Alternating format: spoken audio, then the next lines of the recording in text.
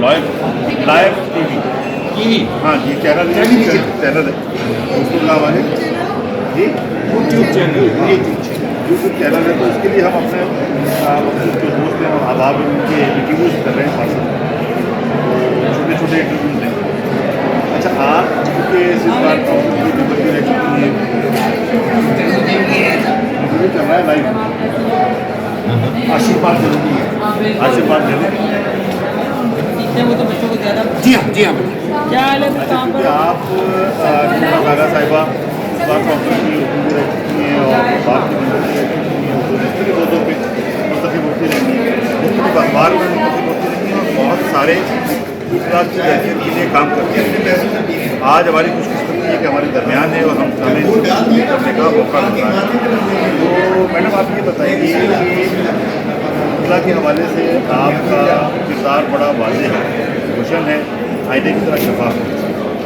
तो क्या वजह है कि अब तक हम लोग खुला वेलफेयर अंदाज में नहीं देख रहे जिस तरह की होनी चाहिए? देखिए, बुखला की तादाद भी दिन ब दिन बढ़ती जा रही है। जब हम आए थे तो तादाद बहुत कम थी, यार 80s में आए थे, उस वक्त बहुत ज़्यादा कम था। अब माशाल्लाह बहुत तादाद बढ़ गई है और बहुत अच्छी तो इस तरह मसाइल भी ज़्यादा बड़े हैं बुखला के, और जो उनके लिए वेलफेयर के काम होने चाहिए थे वो उस तरह नहीं हो। यकीनन जब ये कोरोना आया, हमने अपनी जेब से भी और बार काउंसिल से निकाल के सबको कोशिश की कि पैसे दिए जाएं। हमने ये वेलफेयर तो नहीं की, लेकिन एक छोटा सा काम था, ये तो खिदमत का काम था। तो इस तरह जो है बहुत सारे काम हुए, ऐसा नहीं है कि नहीं हुआ। हमने मेरे ज़माने में जो पैसे थे बहुत मुख्तसर थे, हमने 3 लाख से 5 लाख कर दिए उसमें, और उसके बाद जब लास्ट टेन्योर था बेनिवोलेंट फंड का, और लास्ट टेन्योर में हमने उसको 10 लाख कर दिया।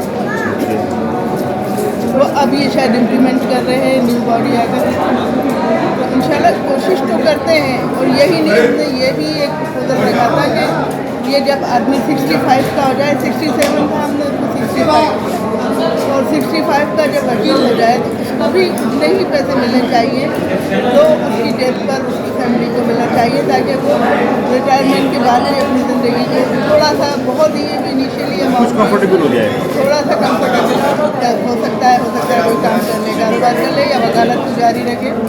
वकील तो तद में मत रिटायर नहीं होता, लेकिन एक बार काउंसिल के तहत थोड़ी सी है कि फैसिलिटेशन हो जाए तो जी, फैसिलिटेशन। अच्छा मैम, ये बताइएगा कि सन 2000 में कोर्ट से फैसला आया लीडरशिप के हवाले से कि ये तमाम वकला के लिए जो है वो इसको किया जाए और तमाम वकला को लीडरशिप मिलनी चाहिए।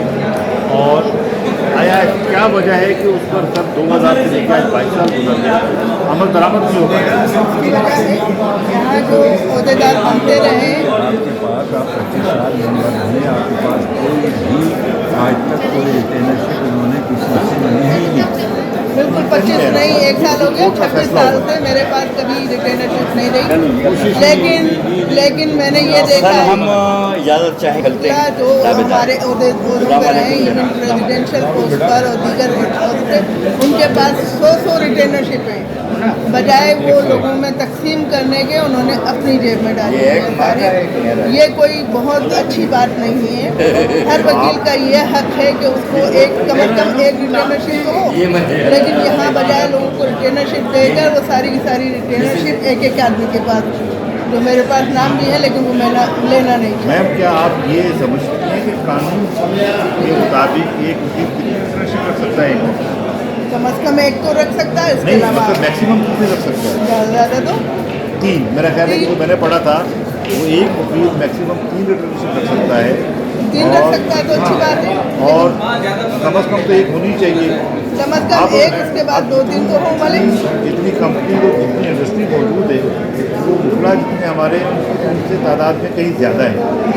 तो हाई कोर्ट का जो फैसला था सन 2000 का, उसको ना होने की बुनियादी वजह ये तो नहीं है कि जो अपने पास वो उस पर कब्जा करके बैठे हैं और वो ऐसे हो गए हैं कि हम उनके खिलाफ कुछ कर नहीं पा रहे होते। आप लोग भी अलग होके आते ये है कि हैं, हम आवाज़ उठा सकते हैं, हम कोई मारने और डंडा लेके तो नहीं तो आप इस हवाले से आवाज़ उठाई बहुत दफ़ा उठाई, माशाल्लाह। बहुत दफ़ा उठाई हमने। जब हम यहाँ अहदेदार थे तब उस वक्त भी हमने लेटर्स लिखे कंपनीज को, उनको डीलर हमें इदारों याद है कि आपके दौर में बाकायदा कंपनीज का डेटा मंगवाया गया और उनसे कहा गया कि कराची बार के मुल्ला को अर्डेशन दी जाए और उस हवाले से कुछ वर्किंग हुई। पर चूँकि 1 साल का टेनओवर होता है, 1 साल के बाद जो है वो टेनओवर चेंज हुआ, दूसरी बॉडी आई, वो नहीं कर पाई। पर लेकिन आपकी ये मेहनतें और आपकी ये काविशें ये काबिल सताइश है और हम उम्मीद करते हैं कि आइंदा भी आप लोग जो है वो इसी तरह से पड़ेगा। और जब भी हम काम करने के लिए आते हैं फील्ड में तो हम इलेक्ट भी होते हैं तो पूरी हिम्मत से काम करते हैं और जितना कर सकते हैं। अच्छा, अभी छोटा सा सवाल हमारा और है, ये तो प्रोफेशनली कुछ क्वेश्चन थे। बार के इलेक्शन के हवाले से एक क्वेश्चन आपसे किया जा सकता है कि ये बताइए कि बार का इलेक्शन इतना महंगा हो गया कि मेरा नहीं ख्याल है कि एक आम मेरे जैसा बंदा या इवन अब आप जैसे भी लोग वो इलेक्शन कंटेस्ट कर सकते हैं कि उसकी तादाद पैसों की इतनी बढ़ गई है, इतना महंगा हो गया है और उसमें जो है वो तो क्या इसका कोई हल है कि इसे कम किया जा सके? इसका हल यही है कि बार एसोसिएशन इस पर जो है कोई ना कोई एक्शन ले। दूसरी बात यह है कि बार काउंसिल भी ले। बार काउंसिल ने तो लिया है, पाकिस्तान बार काउंसिल ने पूरी जो है उस पर पाबंदियाँ लगाई हैं कि खाने नहीं होंगे और ये नहीं होगा और वो नहीं होगा।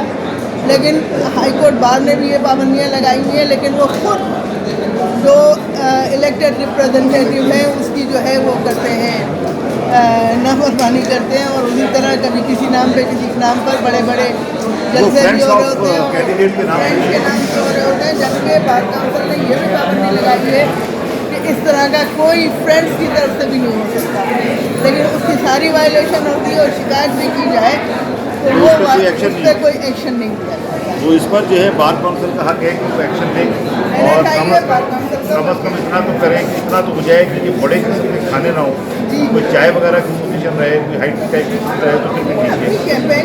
कैंपेन चलाएं। हाई कोर्ट ने ये भी गलत किया हुआ है कि आप कार्ड भी नहीं बांट सकते, आप जो है मैसेजिंग भी नहीं कर सकते, लोगों से रब्ता नहीं कर सकते। इसको भी कैंपेन कैसे चलेगी? वो हाई कोर्ट वालों ने यही कर रखा है बार में। हालांकि सुप्रीम कोर्ट बार में ऐसी कोई पाबंदी नहीं है, पूरे पाकिस्तान की कहीं नहीं, लेकिन हमारे यहाँ कराची में हाई कोर्ट बार ने ये पाबंदी लगाई है, जो कि उसके बावजूद भी लोग उसको मुस्तकिल तोड़ रहे होते हैं, लेकिन इलेक्ट भी हो जाते हैं, वो भी गलत है। कार्ड तकसीम करने की इजाज़त नहीं होनी चाहिए, मैसेजेस की भी इजाज़त होनी चाहिए, क्योंकि लोग रब्ता कैसे करेंगे। अच्छा, आपसे एक आखिरी वो है कि आप अपने वकला बहन भाइयों के लिए, दोस्तों अहबाब के लिए और ख़ासतौर पर हमारी जुडिशरी के लिए कोई मैसेज देना चाहती हैं? देखिए, बार और बेंच में इत्तेदाल होना चाहिए। जैसे वकला बो डाउन करते हैं जुडिशरी को, उसी तरह जुडिशरी को भी वकला की इज्जत करनी चाहिए, क्योंकि वकला जो है उनके बेटे हैं, ना भाई हैं, ना कुछ है, वो कोर्ट के ऑफिसर हैं। कोर्ट के ऑफिसर हैं। कोर्ट क्या है? कोर्ट है जज और हम उनके ऑफिसर, तो उनको भी हमारी वही रिस्पेक्ट देनी होगी। अगर नहीं देंगे तो वकला भी उनको इज्जत देने के पाबंद नहीं है। लेकिन हम समझते हैं कि बार और बेंच में इत्तेदाल होना चाहिए, किसी को किसी की बेइज्जती नहीं करनी चाहिए, ना ही किसी से कंटेम्पचुअस रवैया रखना चाहिए। कंटेम्प्ट जो है वो लिटिगेंट भी कर सकता है, वकला भी कर सकते हैं। इसी तरह कंटेम्प्ट जो है एज पर जुडिशल काउंसिल के रूल के मुताबिक जजेस के ऊपर भी कंटेम्प्ट होती है, और अगर कोई जज भी कोई बदतमीजी का रवैया और कंटेम्प्चुअस रवैया रखता है तो उसके खिलाफ भी कंटेम्प्ट की प्रोसीडिंग इनिशिएट बहुत शुक्रिया, बहुत शुक्रिया मैडम। नूरा थाना साहिबा हमारी सीनियर साथी और हमारी बार की एक रोशन चेहरा, जिन्होंने MRD की तारीख से लेके और आज तक मुल्क में जमहूरियत की बहाली से लेके और वकला की वेलफेयर के कामों को लेके उसके लिए मुसलसल जद्दोजहद करने वाली शख्सियत, जो हमें सरे राह मुलाकात हुई और उनसे हमारी छोटी सी गुफ्तगू हुई, और आज भी वो उतनी ही एनर्जेटिक हैं जितनी एक ज़माने में हम देखा करते थे MRD की तारीख से लेके।